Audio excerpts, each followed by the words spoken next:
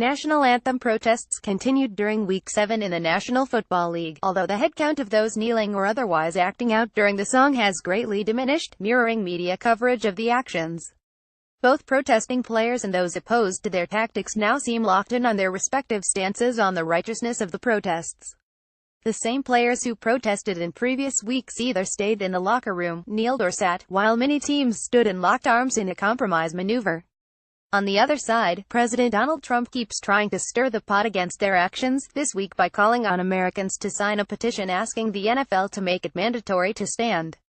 The league has merely said players should stand, but has, so far, refused to order them to do so. Fans also register disapproval in various ways, some through stated boycotts, others by turning off their television or not attending games. One fan even hired a plane to fly over the Jacksonville Jaguars stadium during its game with a banner reading, "Be American. Boycott the Jags and the NFL." Meanwhile, most team owners seemingly wring their hands and hope it all goes away, with a few outspoken exceptions. Commissioner Roger Goodell, owners, player representatives and others met in New York for 2 days this week, with declining TV ratings and other signs of diminishing fan interest the main topics. Little to nothing was publicly resolved at the meetings, as players' right to free speech and the desire by owners to have the football business prosper seem on separate planets.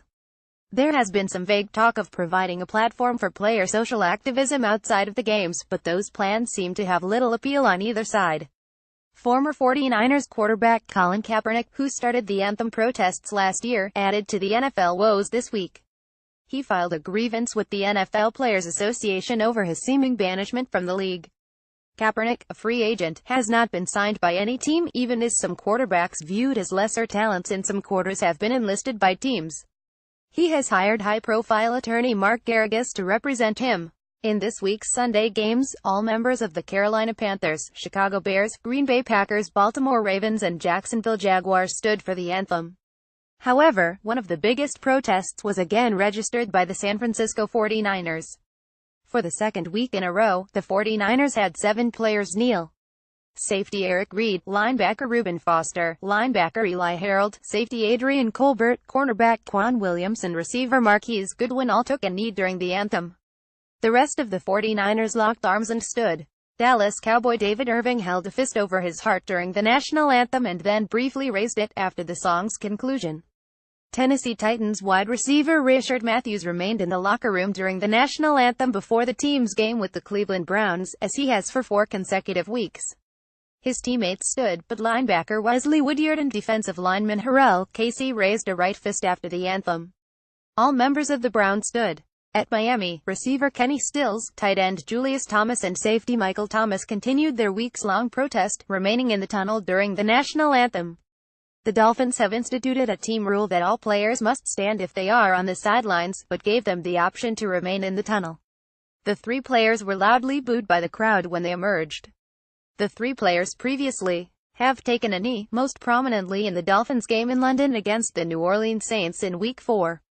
Their opponents today, the New York Jets, stood as a team with arms locked, joined by owner Christopher Johnson.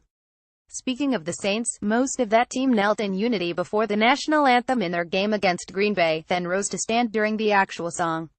Several players and coaches locked arms.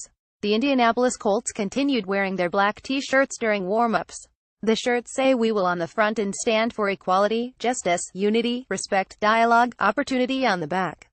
However, all players on the Colts stood with arms locked during the anthem for the 3rd week in a row. The sound of the national anthem prompted about 50 people to kneel outside of the Minnesota Vikings U.S. Bank Stadium in Minneapolis in protest of police violence. They drew stares, boos and some limited support from passing fans. According to a news report, the protesters organized chants and held up cardboard signs that read "Got privilege" and "Stop pretending your racism is patriotism."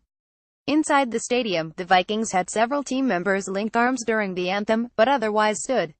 In Buffalo, no members of the Buffalo Bills kneeled. However, 4 players stood behind their teammates' line, including Mike Tolbert, Kellen Clay, Sherry's Wright and Jarrell Worthy. In the late afternoon games, outspoken Seattle Seahawks defensive lineman Michael Bennett and several teammates sat on the bench before their game against the New York Giants at New Jersey's MetLife Stadium. Bennett was joined by injured player Cliff Averill, Sheldon Richardson, Frank Clark, Marcus Smith, Quinton Jefferson, Brandon Jackson and Nazir Jones.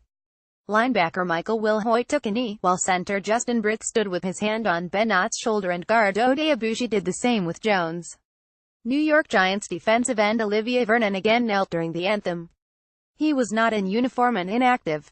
Vernon, one of the highest-paid Giants, has knelt for the previous 3 games, the only Giants players to have protested so extensively.